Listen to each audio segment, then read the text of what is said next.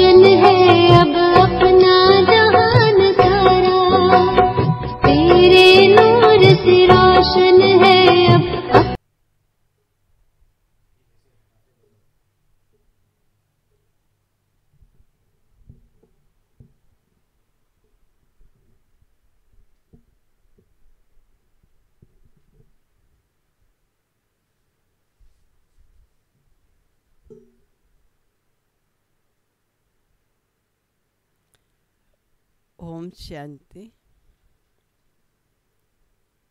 कल बाबा ने बहुत सुंदर रूप से स्पष्ट किया, और वैसे तो कई बार बाबा ये बात स्पष्ट कर चुके हैं, लेकिन याद आ रही थी बार बार कि अकाल तख्त इतना प्रसिद्ध है अमृतसर में, और बाबा बच्चों को बताते हैं मैं अकाल मूर्त इस ब्रह्मा के तख्त पर विराजमान होकर ज्ञान सुनाता हूँ। इसलिए अकाल तख्त बड़ा फेमस है, क्योंकि एक ही स्वयं दाता है जो पराये तन के तख्त को लेकर के उस पर विराजमान होकर हम बच्चों को सद्गति का सत्य ज्ञान देते हैं। हम सब अपने अपने तख्त पर विराजमान हैं, लेकिन बाबा जिस तख्त पर विराजमान होते हैं वो तख्त बाबा का नहीं है, लेकिन वो तख्त है आदिदेव ब्रह्मा बाबा का। आप सोचिए किस तख्त पर स्वयं भगवान विराजमान होते हैं। वो आत्मा जिसने प्रथम जन्म से अंतिम 84 जन्म पूरे किए होते हैं, उसके 84वें अंतिम जन्म में उनके तख्त पर विराजमान होकर ज्ञान सुनाते हैं। तो आज हम बच्चों को हमारे प्यारे बाबा क्या ज्ञान सुना रहे हैं, मैं केवल धीरे धीरे पढ़ती जाऊंगी। आप सुने, सुनकर ये विचार कीजिए कि आज के महावाक्यों में कौन सी ऐसी बात है जो हम सारा दिन विचरण करें उसी बात पर, तो मुरली का तथ्य और सार हमारे जीवन में स्वतः ही आ जाए। इस रूप से वाणी पर विचार कीजिए। ऐसी वाणी सुन लेनी जैसे काम उतारना है कि हमने भी सुन ली, चाहे आटा गूंथते हुए सुन रहे हैं, चाहे खाना बनाते सुन रहे हैं, चाहे कहीं बैठकर टाइम है तो बैठकर सुन रहे हैं, लेकिन सुनना नहीं है। सुनकर ये आज अपने को लक्ष्य दो कि आज की वाणी में जो भी बाबा ने सुनाया, बाबा के सुनाने का तथ्य क्या है, और मुझे उसको जीवन में धारण करने से मेरे जीवन में कैसा परिवर्तन आएगा और कितनी सुखद अनुभूतियाँ होंगी।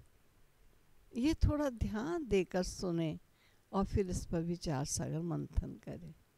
तो आज के महावाक्य बाबा के हैं 16 तारीख के। 16 तारीख के महावाक्यों में सार है, मीठे बच्चे तुम्हारा पहला पहला पाठ है। सबको मालूम है पहला पाठ कौन सा है, हर एक को मालूम है। मैं आत्मा हूँ, शरीर नहीं। शरीर मेरा है लेकिन मैं शरीर नहीं। आत्म अभिमानी होकर रहो तो क्या होगा, आत्म अभिमानी होकर रहो तो बाबा की याद रहेगी। नहीं तो बस शिव बाबा ऐसे ऐसे कहते गए, आत्म अभिमानी स्थिति नहीं है तो देह के आकर्षण और देह की दुनिया कुछ ना कुछ संकल्प विकल्पों में लाती रहेगी। लेकिन आत्म अभिमानी स्थिति ही एक ईश्वर की याद दिलाएगी। प्रश्न है, तुम बच्चों के पास कौन सा गुप्त खजाना है जो मनुष्यों के पास नहीं है? सारे विश्व के मनुष्यों के पास ये खजाना नहीं है, और वो कौन सा है? तुम्हें भगवान बाप पढ़ाते हैं, उस पढ़ाई की खुशी का खजाना, गुप्त खजाना तुम्हारे पास है। यह है सबसे बड़ा गुप्त खजाना। किसी को कुल का नशा होगा, खुशी होगी, किसी को अपनी योग्यताओं का खुशी होगी, किसी को अपने स्टेटस की होगी, किसी को धन की, मानो वैरायटी प्रकार की खुशियां हैं दुनिया में। लेकिन बच्चों की खुशी जैसे खुशी दुनिया में किसी के नहीं। और वो खुशी कौन सी है कि हमें स्वयं भगवान पढ़ाते हैं, उस पढ़ाई की खुशी का गुप्त खजाना तुम्हारे पास है।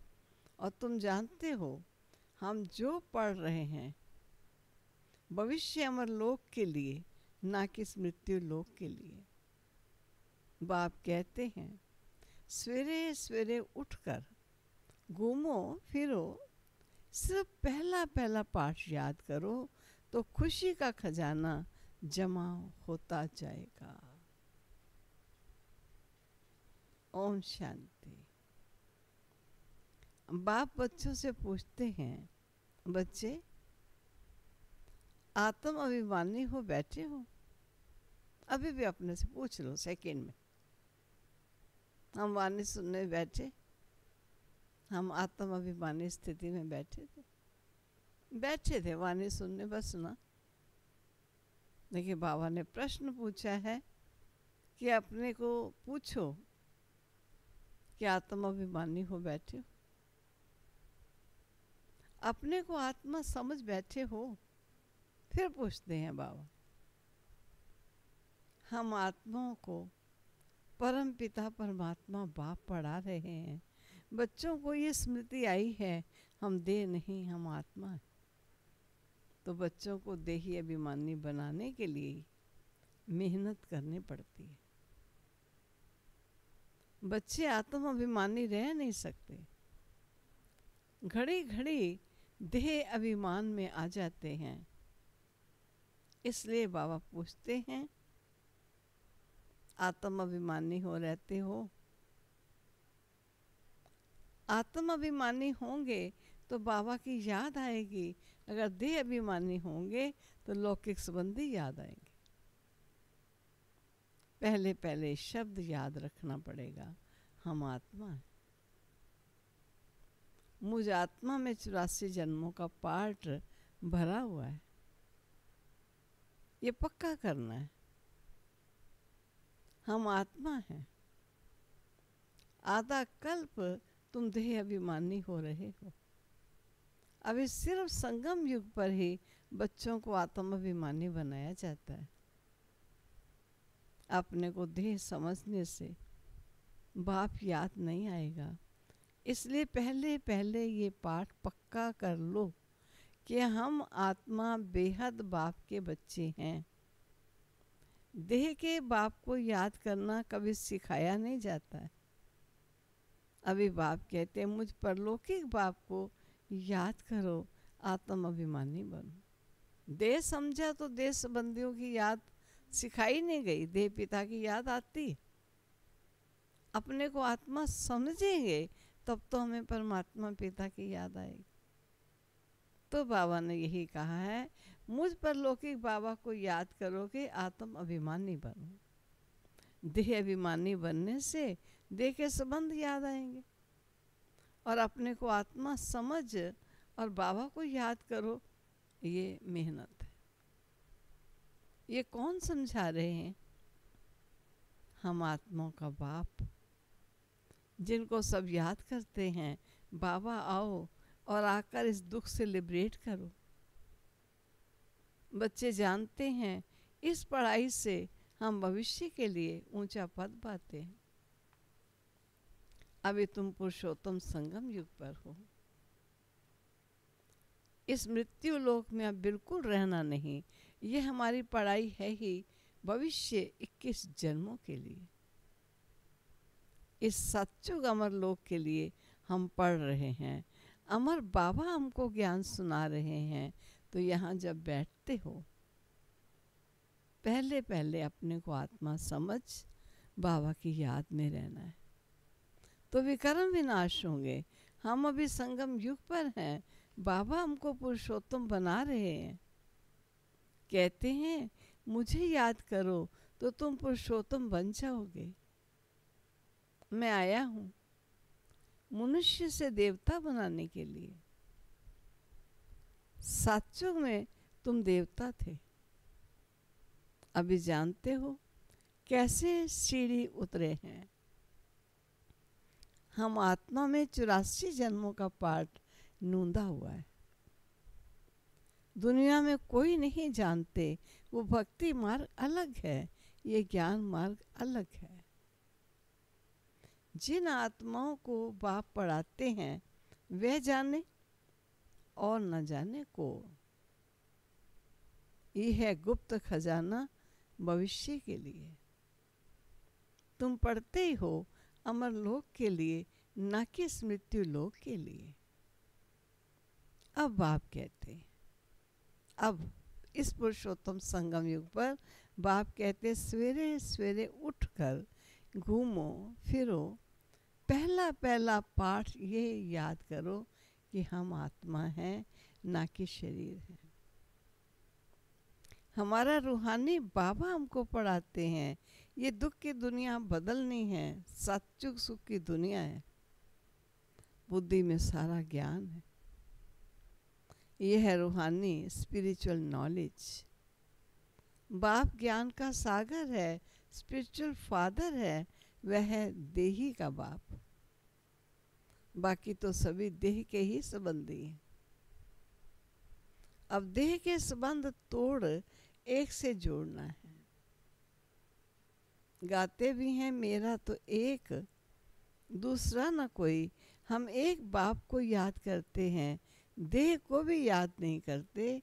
ये पुरानी देह तो हमने छोड़नी है। ये भी तुमको ज्ञान मिलता है। ये शरीर कैसे छोड़ना है, याद करते करते शरीर छोड़ देना है। इसलिए बाबा कहते हैं देही अभिमानी बनो।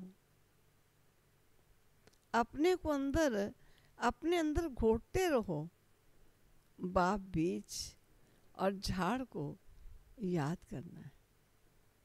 बीज बाप है और झाड़ है, इसको अपने अंदर घोटते रहो। शास्त्रों में ये कल्प वृक्ष का वृतांत है।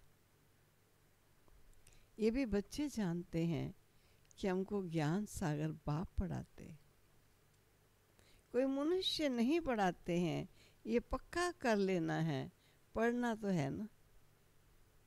सत्सुग में भी देहधारी पढ़ाते हैं, ये देहधारी नहीं है। ये कहते हैं मैं पुरानी देह का आधार ले तुमको पढ़ाता हूँ, और कल्प कल्प मैं तुमको ऐसे पढ़ाता हूँ, फिर कल्प बाद भी ऐसे ही पढ़ाऊँगा। अब मुझे याद करो तो तुम्हारे विकर्म विनाश होंगे। मैं ही पतित पावन हूँ, मुझे सर्वशक्तिवान कहते हैं, परंतु माया भी कम नहीं है। याद रखना, माया भी कम नहीं है, दुस्तर से दुस्तर होकर लड़ती है। शक्तिवान है, कहाँ से गिराया, अब याद आता है ना। माया भी क्या है, कम नहीं है, यह भी शक्तिवान है, कहाँ से गिराया है, अब याद आता है ना। 84 के चक्र का गायन है। कहाँ थे हमको, कहाँ से इसने गिरा के हमको पट पर लाके डाला। हमको कुछ भी तो मालूम नहीं था कि हम कहाँ के वासी थे और क्या हमारा जीवन था।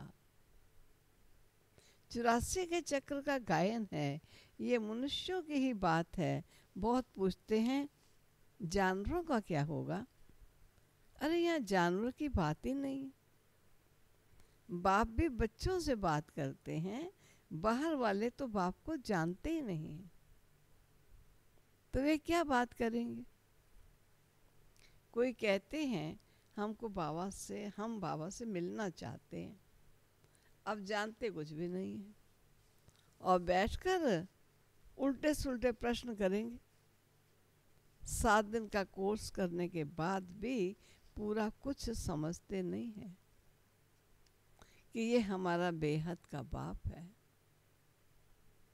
जो पुराने भक्त हैं, जिन्होंने बहुत भक्ति की हुई है, उनकी बुद्धि में तो ज्ञान की सब बातें बैठ जाती हैं।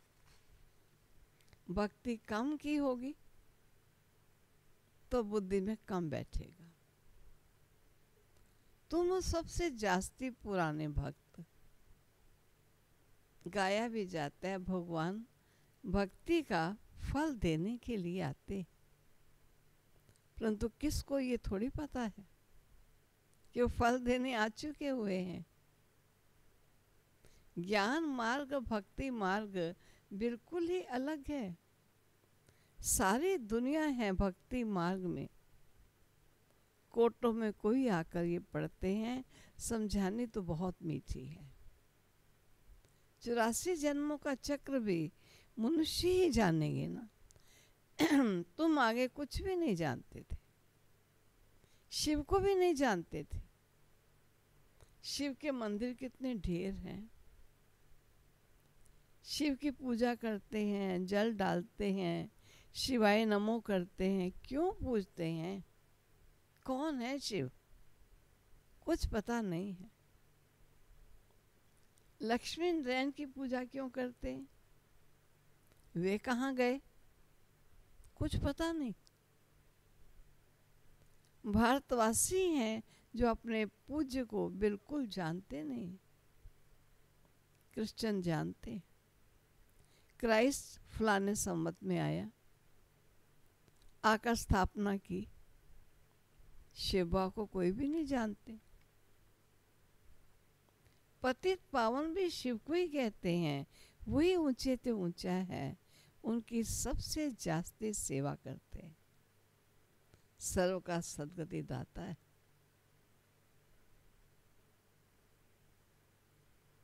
तुमको देखो कैसे पढ़ाते हैं। बाप को बुलाते भी हैं कि आकर पावन बनाओ। मंदिर में कितनी पूजा करते हैं, कितनी धूमधाम, कितना खर्चा करते हैं। श्रीनाथ के मंदिर में, जगन्नाथ के मंदिर में जाकर देखो, है तो एक ही। जगत के जगन्नाथ के पास चावल का हंडा चढ़ाते हैं और श्रीनाथ पर तो बहुत ही माल आदि बनाते हैं। फर्क क्यों होता है? कारण चाहिए ना। ये वहाँ चावल का हांडा क्यों, वहाँ देसी घी का माल क्यों? कारण चाहिए ना। श्रीनाथ को भी काला, जगन्नाथ को भी काला कर दिया। कारण तो कुछ भी नहीं समझते। जगन्नाथ लक्ष्मी नारायण को कहते हैं या राधे कृष्ण को कहेंगे? किसको कहेंगे? राधे कृष्ण लक्ष्मी नारायण का संबंध क्या है, ये भी तो कोई नहीं जानते। अभी तुम बच्चों को मालूम पड़ा है कि हम पूज्य देवता थे, फिर हम पुजारी बने, चक्र लगाया। अभी फिर देवता बनने के लिए हम पढ़ते। ये कोई मनुष्य नहीं पढ़ाते, भगवानो वाच्य है। ज्ञान सागर भी भगवान को कहा जाता है। यहाँ तो भक्ति के सागर बहुत है, जो पतित पावन ज्ञान सागर बाप को याद करते हैं। तुम पतित बने, फिर पावन जरूर बनना है, क्योंकि पावन थे तभी तो पतित बने। पावन जरूर बनना है। ये है ही पतित दुनिया, ये स्वर्ग नहीं है। वैकुंठ कहाँ है ये किसी को पता नहीं है। कहते वैकुंठ गया, कोई शरीर छोड़ा, वैकुंठ गया, तो फिर नरक का भोजन आदि तुम उनको क्यों खिलाते हो? साचों में तो बहुत ही फल फूल आदि होते हैं। यहाँ क्या है? यह है नरक। अभी तुम जानते हो बाबा द्वारा हम स्वर्गवासी बच्चों को स्वर्गवासी बनने का पुरुषार्थ कर रहे हैं। ये बच्चों को बाप का वर्षा है, हम वो बनने का पुरुषार्थ कर रहे हैं। पति से पावन बनना है। बाबा ने युक्ति बताई है, कल्प कल्प बाप ही युक्ति बताते हैं। मुझे याद करो, विकर्म विनाश होंगे। अभी तुम जानते हो हम पुरुषोत्तम संगम युग पर हैं। तुम ही कहते हो बाबा हम 5000 वर्ष पहले ये बने थे। तुम ही जानते हो कल्प कल्प ये अमर कथा बाबा से सुनते हैं। शिव बाबा ही अमरनाथ है। बाकी ऐसे नहीं कि पार्वती को बैठ कथा सुनाते हैं, वह भक्ति है। ज्ञान और भक्ति को तुमने समझा है। ब्राह्मणों का दिन फिर ब्राह्मणों की रात बाप समझाते हैं। तुम ब्राह्मण हो ना। आदि देव भी ब्राह्मण ही था, देवता नहीं कहेंगे। आदि देव के पास भी जाते हैं, देवियों के भी कितने नाम हैं। तुमने सर्विस की है तब तुम्हारा गायन है।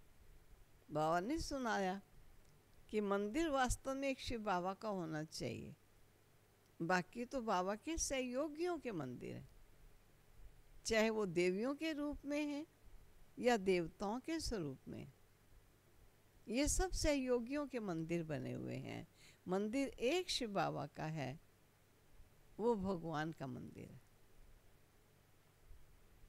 तो बाबा ने क्या कहा, तुमने सर्विस की है तब तुम्हारा गायन है। भारत जो वॉइसलेस था फिर विशेष बन जाता है।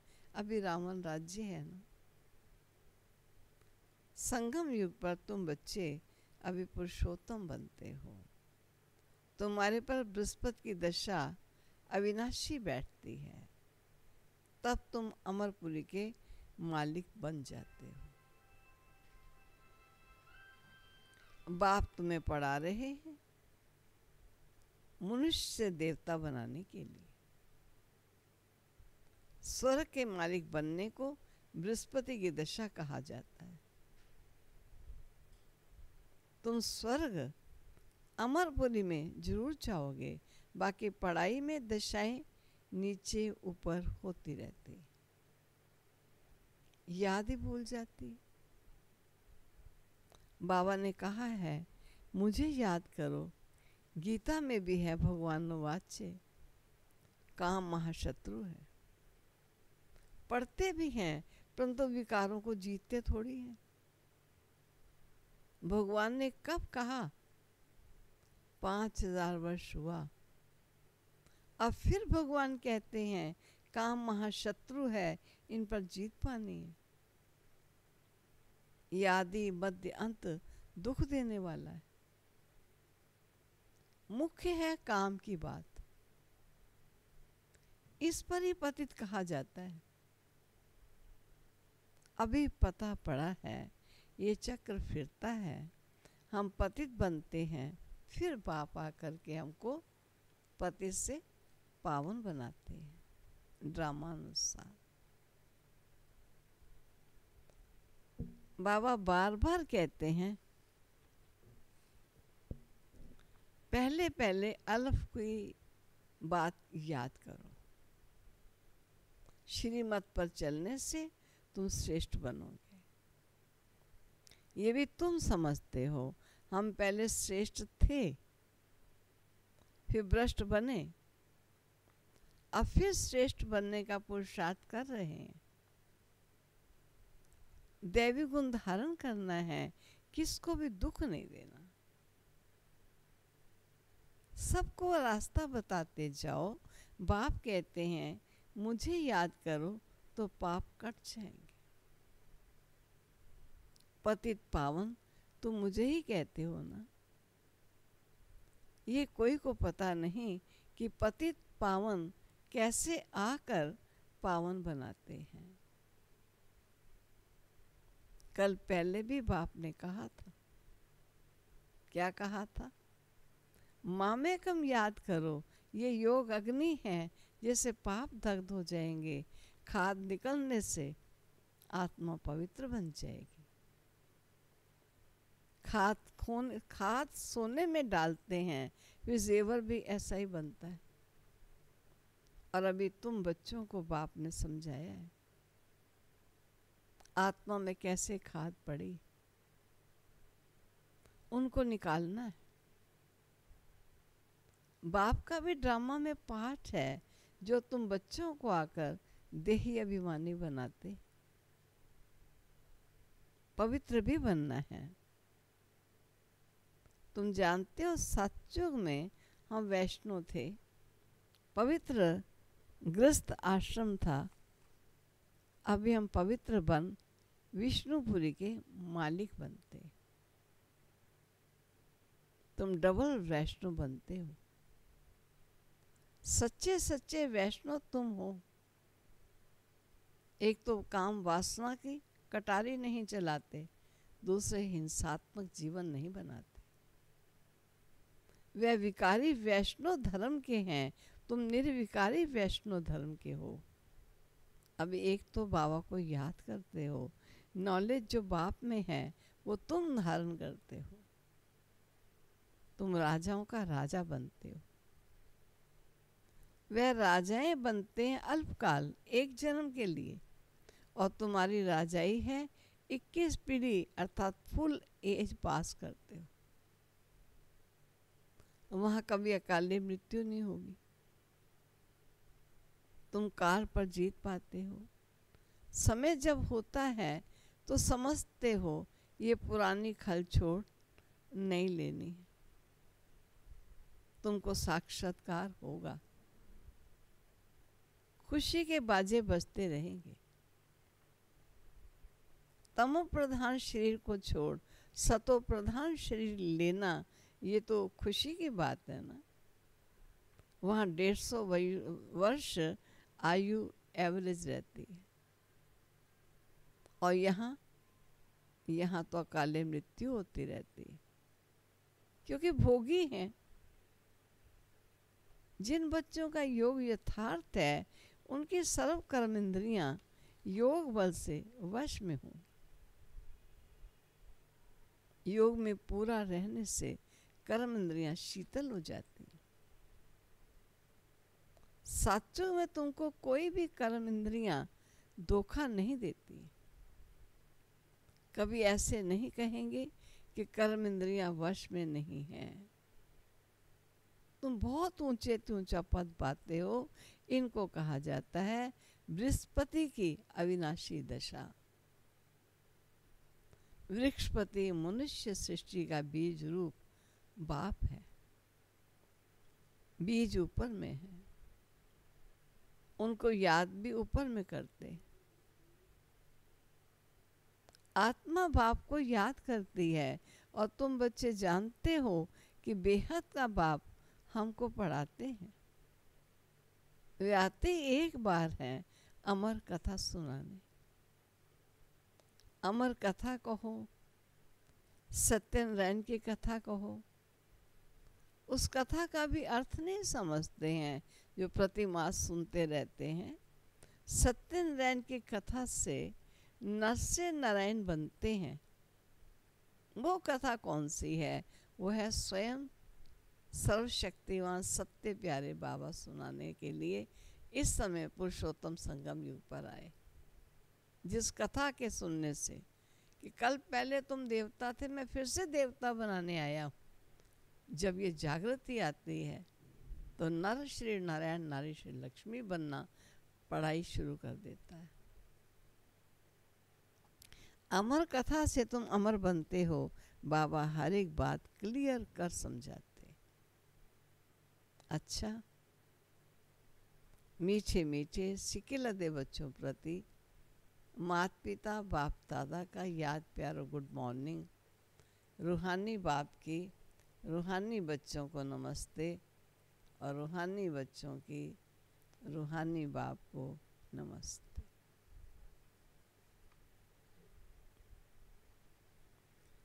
ये थे प्यारे बाबा के प्यार भरे अनमोल महावाक्य, जिनको तंत्र रूप में सार रूप में आज विचार कीजिएगा, और सारा दिन वो सत्य और तत्व तंत्र बाबा का जीवन में ग्रहण करेंगे,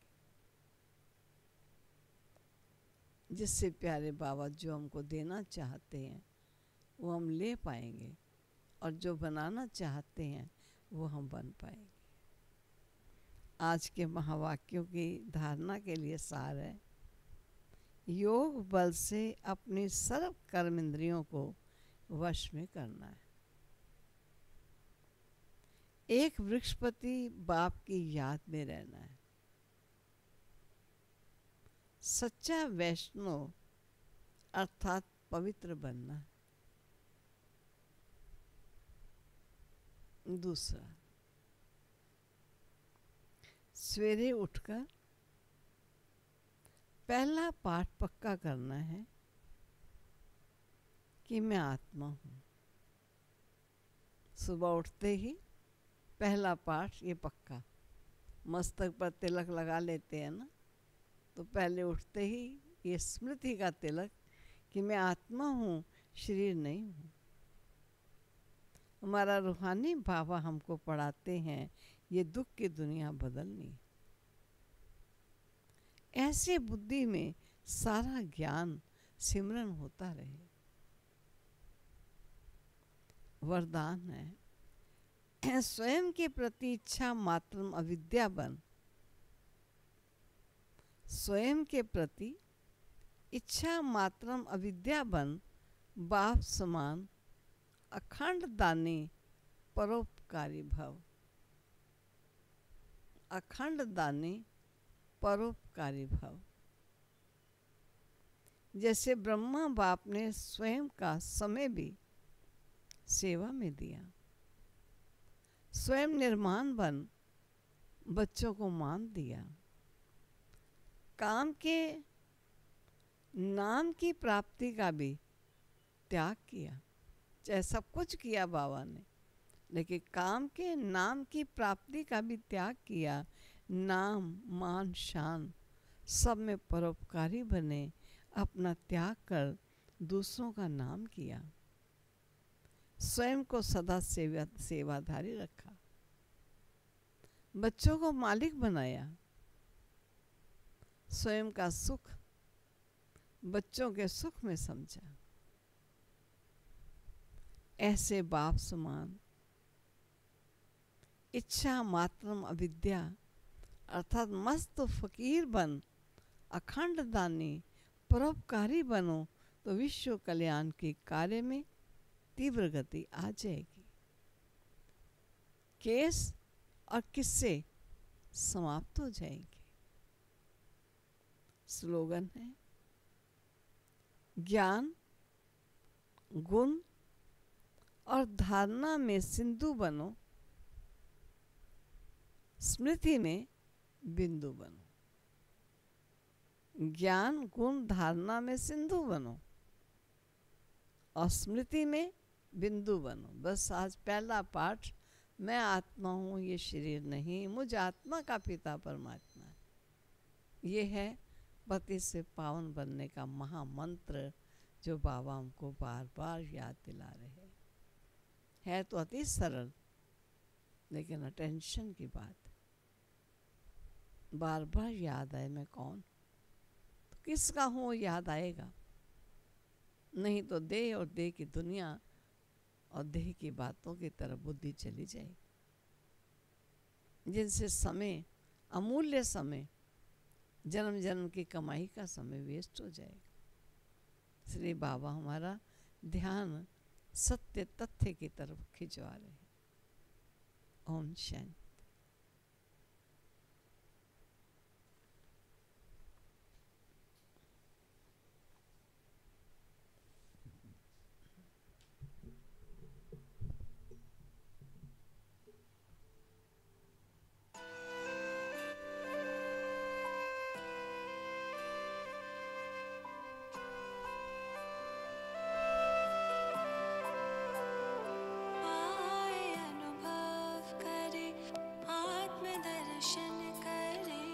अपने पांचों स्वरूपों का चिंतन करे, आए अनुभव करे, आत्मदर्शन करे। अपने पांचों स्वरूपों का चिंतन करे, अपने पांचों